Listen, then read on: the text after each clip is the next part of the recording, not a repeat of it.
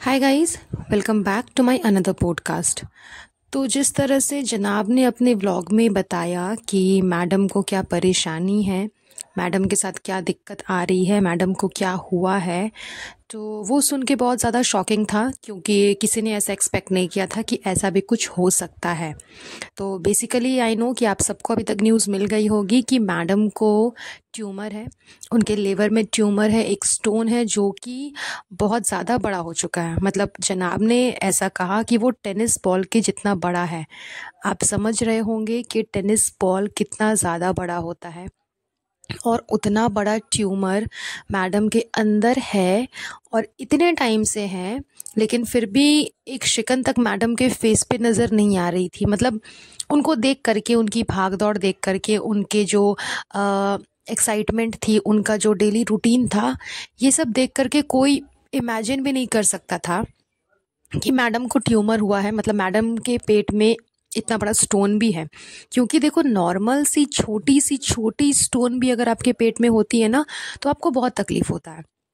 ये चीज़ जो जिनको स्टोन हुआ होगा वो रिलेट कर पा रहे होंगे इस चीज़ से कि अगर आपके पेट में स्टोन है तो आपको छोटा सा भी स्टोन जो है ना वो बहुत ज़्यादा दर्द दे सकता है। और यहाँ मैडम के केस में तो इतना बड़ा उनका जो स्टोन है वो इतना ज़्यादा बड़ा हो चुका है, तो मीन्स उनको कितनी तकलीफ होती होगी। लेकिन फिर भी किसी ने उनके फेस पे ये चीज़ कभी इमेजिन नहीं किया, कभी नहीं देखा कि हाँ मैडम तकलीफ़ में है या मैडम को तकलीफ़ हो रही है। अभी भी जब ये चीज़ क्लियरली सामने आई है तो मैडम ने सिर्फ ऐसे ही जनरली कहा कि मुझे पेट में दर्द हो रहा है। मतलब उनको देख करके कोई बोल ही नहीं सकता कि उनको इतना बड़ा ट्यूमर हुआ है। मतलब इतना बड़ा जो एक परेशानी आप बोल लो कि उनके साथ हुई है। एंड जनाब ये भी कह रहे थे कि सब कोई प्रे करना, तो जाहिर सी बात है कि हर इंसान प्रे करेगा। क्योंकि देखो, ये लोग जो भी है, जैसे भी है, इनसे किसी का कोई पर्सनल रिश्ता नहीं है, कि कोई इनके दुश्मन नहीं है कि इनके पीछे एकदम पड़ जाएंगे और इनके लिए बुरा ही सोचेंगे। और इतना बुरा तो कोई भी नहीं सोच सकता, चाहे वो हेटर्स हो या फिर इनके चाहने वाले हो, ट्रोलर्स हो, जो कोई मतलब जितने भी लोग हैं, सब अभी तक प्रे कर रहे होंगे। बहुत लोगों ने प्रे किया भी, बहुत लोगों ने मैसेज कमेंट सब कुछ किया। जाहिर सी बात है हम भी प्रे करेंगे और कर ही रहे।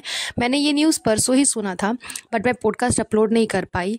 और परसों रात से ही जब मैंने ये सुना तो मैंने रात में ही प्रे किया कि जो भी है, जैसा भी है, मैडम जो है अपनी लाइफ में, बट इस तरह का सिचुएशन, इस तरह का जो हुआ है वो किसी के साथ ना हो और मैडम बहुत जल्दी ठीक हो जाए। क्योंकि उनका एक छोटा सा बेबी भी है। सिर्फ मैडम की बात नहीं है, उनके साथ उनकी एक नन्ही जान है। उस बच्चे को भी देखना है। उस बच्चे की कोई गलती नहीं है इन सब चीज़ों में, तो वो बच्चा क्यों मतलब सफ़र करे। तो इसलिए भी, और जो भी है मैडम, लेकिन किसी के लिए भी इतना बुरा कोई नहीं सोच सकता। तो हम सब प्रे करेंगे कि वो जल्द से जल्द ठीक हो जाए, जल्द से जल्द रिकवरी हो जाए। क्योंकि अभी तक देखो क्लियरली समझ में नहीं आया। ये जो ट्यूमर है वो दो टाइप का होता है, एक कैंसीरियस है, एक नॉन कैंसीरियस होता है। तो होपफुली फिंगर क्रॉस करिए कि सब कुछ नॉर्मल रहे, वैसा कुछ निकले नहीं मैडम के रिपोर्ट में। क्योंकि अभी तक जनाब ने कहा है कि जितने भी टेस्ट हुए हैं उन सब में बस अभी यही पता चला है कि ट्यूमर है, लेकिन आगे जो टेस्ट होगा उसमें ही पता चलेगा कि कैंसेरियस वाला ट्यूमर है या नॉन कैंसेरियस है। तो आई विश कि मैडम जल्द से जल्द ठीक हो जाए और आगे भी रिपोर्ट में सब कुछ नॉर्मल लिखे, वैसा कुछ दिक्कत वाला ना हो। क्योंकि जाहिर सी बात है कि लाइफ में ऊपर नीचे, अप एंड डाउन सबके होते रहते हैं, इसमें कोई बड़ी बात नहीं है। लेकिन साथ ही साथ एक छोटा सा बच्चा है, उसकी लाइफ भी मैडम के साथ में अटैच्ड है। उस बच्चे ने अभी तक तो दुनिया भी नहीं देखी, अभी तो वो तुरंत आया ही है इस दुनिया में। उसकी पूरी लाइफ पड़ी हुई है और ऐसे सिचुएशन पे उसकी मॉम के साथ इतना बड़ा हादसा, आप हादसा कह लो, एक हादसा ही है जो भी हुआ मैडम के साथ में। तो उसके लिए, उस बच्चे के लिए उसकी माँ बहुत ज़्यादा इम्पॉर्टेंट है, अभी से लेकर के आगे लाइफ तक। उसको बहुत ज़रूरत भी है अपनी माँ की, क्योंकि हर बच्चा अपने माँ से बहुत ज़्यादा रिलेट करता है। तो उस बच्चे की कोई गलती नहीं है इन सब चीज़ों में। लेकिन फ़िलहाल फ़िलहाल अभी हर एक इंसान को मैडम के बारे में सोचना चाहिए। हाँ, वो बच्चा है, उसके बारे में सोचना है, उस पर ध्यान देना है। तो इसमें कोई बड़ी बात नहीं है, क्योंकि आप एक जॉइंट फैमिली में रह रहे हो, एक सिंगल फैमिली में नहीं ले रहे। मतलब नहीं ना है कि हस्बैंड है, वाइफ है और बच्चा है तो कैसे मैनेज होगा। इतनी बड़ी फैमिली है, फैमिली की दुहाई देते रहते हैं ये लोग। तो इसमें कोई प्रॉब्लम नहीं होनी चाहिए कि बच्चे को कौन सँभालेगा, कैसे सँभालेगा। क्योंकि जनाब ने ये चीज़ व्लॉग में मेंशन किया कि मैडम को जो सबसे बड़ी दिक्कत हुई, सबसे ज़्यादा परेशानी हुई, जो भी मैडम बोल रही थी वो ये थी कि बच्चा कैसे सँभाला जाएगा, रूहान का क्या होगा, रूहान को कैसे सँभालेंगे, क्योंकि वो अपनी मम्मी के बिना रहता नहीं है। तो देखो बच्चा अब 6 महीने साल भर का है नहीं कि आप उसको फ़ीड करवाओगे, और अगर उसको फ़ीड की आदत है तो धीरे धीरे आप बाहर का खाना दोगे तो वो आदत भी वो धीरे धीरे छोड़ देगा। एंड जाहिर सी बात है, बच्चे छोड़ देते हैं, छूट जाती है आदत। इसी तरह बच्चों की आदत छुड़ाई जाती है फ़ीड की। आप उसको बाहर का खाना दो, धीरे धीरे धीरे धीरे धीरे फीडिंग जो है वो कम करते जाओ, कम करते जाओ, एंड सडनली एक बार छोड़ दो तो उसको आदत हो जाएगा। उसी तरह से रूहान को भी आदत हो जाएगा। उसको अगर आप डेली बेसिस पे बाहर का मिल्क दोगे, बाहर का खाना दोगे, ये सारी चीज़ें करोगे तो वो अपनी माँ के फीड के लिए परेशान नहीं करेगा। और जाहिर सी बात है कि मैडम इस सिचुएशन में कुछ कर भी नहीं सकती, क्योंकि वो खुद हॉस्पिटल में रहेंगी। उनका ऑपरेशन तो खैर कंफर्म है, जनाब ने बोला कि ऑपरेशन कंफर्म है। जाहिर सी बात है, इतना बड़ा हो चुका है स्टोन कि ऑपरेशन तो हर हाल में करना ही होगा। तो जब वो खुद ऑपरेशन थिएटर पे रहेंगी तो वो बच्चे को वहाँ पर ले जाना इट्स नॉट सेफ़। बहुत सारे बैक्टीरिया वायरसेस रहते हैं, तो वहाँ बच्चे को ले जाना सही भी नहीं है, एंड मुझे लगता है कि अलाउ भी नहीं करना चाहिए किसी को। मैडम को कुछ टाइम तक बच्चे से दूर ही रखे तो वही अच्छा है, हॉस्पिटल से ही दूर रखे वो अच्छा है। और बच्चा देखिए अपने नानी के साथ तो बहुत अच्छे से रह लेता है कंफर्टेबली, बट घर में और कोई नहीं है जो उसे संभालता है। ये चीज़ें इन लोगों ने अगर शुरू से मतलब ध्यान दी होती ना स्टार्टिंग से, तो आज ये कॉम्प्लिकेशन नहीं आता, बच्चा किसी के पास भी आराम से रह लेता। लेकिन सब ने कन्नी कटाया है, सब ने अपने एब्सेंस दिखाया है, सब एब्सेंट रहे हैं, किसी ने भी प्रेजेंट नहीं दिखाया। यहाँ तक कि जनाब भी एक एब्सेंट फादर ही बन करके रहे, वो भी प्रेजेंट फादर बन करके नहीं रहे हैं। हर जगह सिर्फ मैडम पे बच्चा थोप दिया गया। कहीं पर भी फैमिली के कोई मेंबर अवेलेबल नहीं रहते थे कि बच्चे को संभालना है, सिर्फ और सिर्फ इसकी मम्मी को छोड़ करके।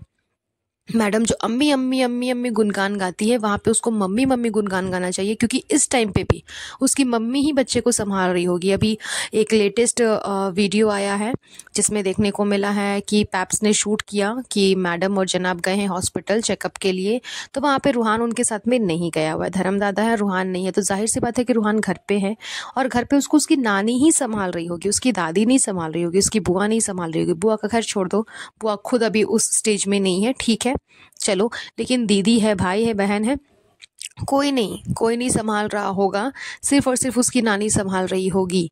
3 दादियां हैं, तीनों दादियों में से किसी ने नहीं संभाला होगा उसे, सिर्फ नानी संभाल रही होगी, क्योंकि वो बच्चा नानी के पास ही कंफर्टेबल रहता है और उस बच्चे को रखा गया है, सिर्फ नानी के ऊपर ही थोप दिया गया है, या तो मैडम, मैडम के बाद फिर नानी, उसके अलावा और कोई नहीं है। तो अगर ये चीज़ स्टार्टिंग से ध्यान दी जाती तो आज ये सिचुएशन नहीं आता, ये सोचना नहीं पड़ता कि बच्चा कैसे पलेगा, कैसे रहेगा मेरे बिना, ऐसा सोचना नहीं पड़ता मैडम को। लेकिन सोचना पड़ रहा है क्योंकि उन्होंने स्टार्टिंग से ही बच्चे को किसी के हाथ में नहीं दिया, या फिर स्टार्टिंग से किसी ने बच्चे को लेना नहीं चाहा, किसी ने भी संभालना नहीं चाहा, क्योंकि सब तो घर में खैर निकम्मे ही बैठे पड़े हैं। तो अभी भी मैडम की मम्मी जो है वही संभाल रही है। लेकिन ये टाइम है इब्राहिम फैमिली के लिए कि वो अब मैडम के लिए कुछ करे, क्योंकि इस लेडी ने स्टार्टिंग से ही सबके लिए बहुत कुछ किया है। आज इब्राहिम फैमिली जहाँ भी है, उसका नाम जो कुछ भी है वो सिर्फ मैडम की वजह से है, इनके नेम की वजह से है, इनके फेम की वजह से है, किसी और वजह से नहीं है। तो अब इब्राहिम फैमिली की बारी है कि वो सूद समेत इस चीज़ को लौटाए, वो इस टाइम पे मैडम का एकदम बैकबोन बने। मैडम जो बोलती है ना कि मेरे बैकबोन है मेरे जनाब, तो खैर जनाब सिर्फ नहीं, जनाब के साथ पूरी फैमिली का कॉन्ट्रीब्यूशन होना चाहिए। पूरी फैमिली को मैडम का बैकबोन बनना होगा, मिल करके बच्चे को संभालना होगा, मिल करके मैडम को हिम्मत देनी होगी कि वो इस चीज़ से बाहर निकल पाए, क्योंकि ये कोई छोटी मोटी चीज़ नहीं है, है ना, बहुत बड़ी बात है। जिस तरह से हिना के बारे में हम सबको पता चला था, हम लोगों को, तो सबने प्रे किया था उसके लिए, सबने बहुत ही प्रेयर्स उसको दिए, हिम्मत दी, मोटिवेशन दिया कि आप ठीक हो जाओगे, ठीक हो जाओगे। और उस बंदी ने हर एक चीज़ को पॉजिटिव वे में लिया और वो धीरे धीरे रिकवर भी कर रही है। तो इस टाइम पे मैडम को भी एकदम पॉजिटिव रहना है, बिल्कुल नेगेटिव थिंकिंग अपने दिमाग में नहीं लाना है। जितना ज़्यादा हो सके वो स्ट्रेस फ्री रहे, अपना ध्यान रखे, पूरे सिचुएशन के दौरान जो कुछ भी होगा उन सब सिचुएशन के दौरान बिल्कुल भी स्ट्रेस ना ले। पॉजिटिव थिंकिंग रखते रखते रखते रखते वो ऑटोमेटिकली वो ठीक हो जाएगी। इंसान कहता है ना, जब अंदर से ठीक रहता है तो वो फिर बाहर से ठीक हो ही जाता है। तो फिर वो अगर अंदर से मन से ही खुश रहेंगी ना, उसको किसी चीज़ का स्ट्रेस नहीं होगा, बच्चे का नहीं, घर का नहीं, तो वो ऑटोमेटिकली वो बहुत जल्दी रिकवर कर जाएगी। तो इस टाइम पे पूरी इब्राहिम फैमिली को उनका सपोर्ट करना चाहिए। और ये टाइम है मैडम आपके लिए भी कि आप भी देख लोगे कि आपका भला कौन चाहता है, आपका बुरा कौन चाहता है, आपकी मम्मी या फिर आपकी अम्मी। तो खैर दैट्स ऑल। चलिए आज का ये पॉडकास्ट हम यहीं पर एंड करेंगे। एट लास्ट वंस अगेन मैं प्रे करती हूँ कि मैडम जल्द से जल्द ठीक हो जाए, बहुत जल्दी रिकवर कर जाए। एंड जितने भी मेरे फॉलोअर्स हैं मैडम के हैं, जाहिर सी बात है सब उनके लिए प्रे कर रहे होंगे, लेकिन फिर भी आप सब प्रे करना कि मैडम जल्दी से जल्दी ठीक हो जाए और कोई बड़ा इशू ना हो।